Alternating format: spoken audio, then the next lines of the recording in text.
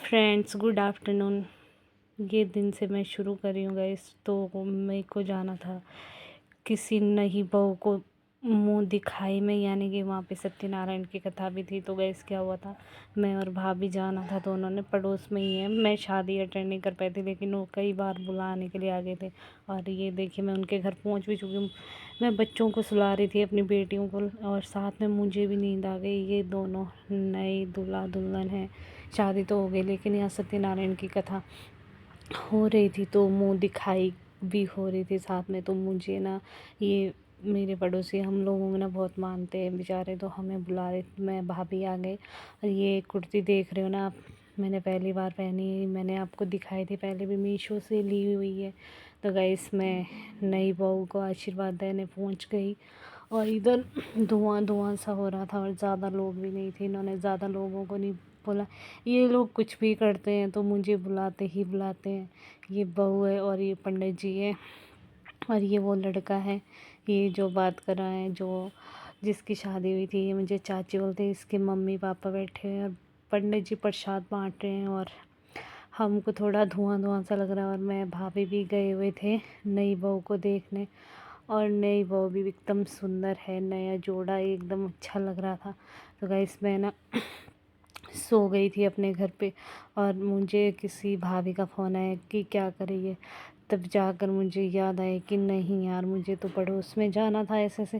तो मैं उठी, फटाफट से मैंने कुर्ती डाली और चल दी वैसे ही। गाइस वैसे मैं मेकअप कुछ नहीं करती हूँ, और ना मुझे आता है करना, और ना मैं करती हूँ। मुझे ऐसे लगता है मैं कुछ फेस पे क्रीम वगैरह लगाती हूँ तो शायद से मुझे जलन सी होती है। और ये नई बहू है, ये देख सकते हैं आप नई दुल्हन को, और ये दूल्हा राजा है। और अब हो रही है, प्रसाद बांट रहे हैं। उसके बाद हम घर चलते। क्या हुआ था कि 11 बजे से कथा शुरू हुई थी, और मैं 1:30 बजे गई थी, तो तब तक तो ख़त्म हो गई थी आरती वारती। लेकिन कोई नहीं, मैं पहुंच गई थी प्रसाद लेने के टाइम पे। और ये प्रसाद बांट रहे इधर, और ये मेरी पड़ोस की आंटियाँ हैं, और ये मैं हूँ। और देखिए मैं इस कुर्ती में कैसी लग रही थी। और गुन्नू ने अपने ड्रेस ऐसे फेंक रखी थी, और दोनों उसको मैंने सुला के, और फिर मैं गई थी जल्दी जल्दी। दोनों ईशु को बोला था कि ईशु तू इनको देख लेना बेटा थोड़ी देर, अगर ये दोनों उठे। तो गाइस मेरे घर पहुंचते ही एक पार्सल आया था, जिसमें मैंने एक कॉटन की फ़्रॉक मंगाई थी अपनी छोटी वाली बेटी के लिए। तो मैं इसको भी आपको ओपन करके दिखाती हूँ कि कैसी आई है। और ये जो फ़ोटो में शायद से अच्छी नहीं दिख रही है वीडियो में, लेकिन ये बहुत सुंदर है कॉटन की, और ये 100 कुछ रुपए की है। मुझे इसका पैटर्न अच्छा लगा था, तो मैंने नोना के लिए मंगा दिया। और ये देखिए मेरा पूरा घर साफ़ है, साफ़ सुथरा है। और ये जो वॉल पर आप देख रहे हैं ना पेंटिंग, ये भी मैंने मीशो से मंगाई। मैं मीशो से बहुत कुछ मंगाती रहती हूँ। अगर आप लोग चाहते हैं कि जो जो चीज़ें मैं मंगवाती हूँ मैं आप लोगों के साथ शेयर करूँ, तो आप लोग मुझे कमेंट करके ज़रूर बताना। और ये मैं ऐसी लग रही थी इस कुर्ती में। ये कुर्ती भी मैंने मीशो से मंगाई थी। 2 कुर्तियाँ आई हैं जो कि 300 कुछ रुपए की हैं।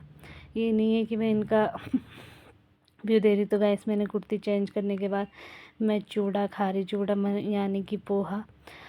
और तब तक गुन्नू भी उठ गई थी पोहा खाते खाते, और नॉन्सी भी उठ गई थी। तो हम तीनों माँ बेटी अब मस्ती कर रहे थे, इधर नोना को छेड़ रहे थे, और नोना को बोल रहे थे नोना बेटा ऐसे जीभ निकालो। अब देखो ये जीभ निकालती है, ये वो ही करती है जो हम इसको बोलते हैं करने को। तो गाइस फाइनली नेक्स्ट डे मुझे आज डेंटिस्ट के पास जाना है मॉर्निंग में। तो फटाफट से मैं सब्ज़ी छोंक देती हूँ। गुन्नू पेपर देने गई है, वो 10:30 बजे आ जाएगी। और मैं कद्दू की सब्ज़ी बना रही हूँ। मैंने इधर सारी तैयारी कर रखी है, और आज मुझे डेंटिस्ट के पास दोबारा जाना है। तो bye bye everyone, take care. मैं मिलूँगी नेक्स्ट ब्लॉग में, तब तक अपना ख्याल रखना।